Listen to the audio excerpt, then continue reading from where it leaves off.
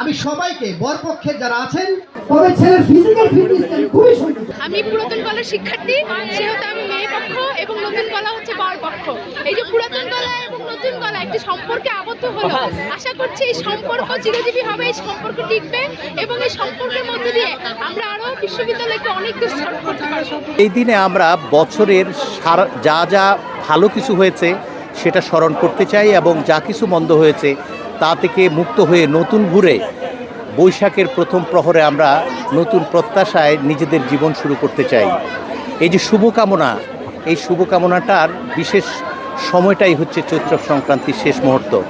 ব্যাঙের পানচিনির মাধ্যমে উৎসবের আয়োজন করে কৃষ্টি কালচারের উপর আমাদের যেই আস্থা রয়েছে সেটা সমুন্নত রেখে আমরা আসলে ভবিষ্যৎ বিনির্মাণ করবার এবং ভালো কিছু চাইবার যে প্রতিজ্ঞা করি এটি যেন সর্বত্র ছড়িয়ে পড়ে।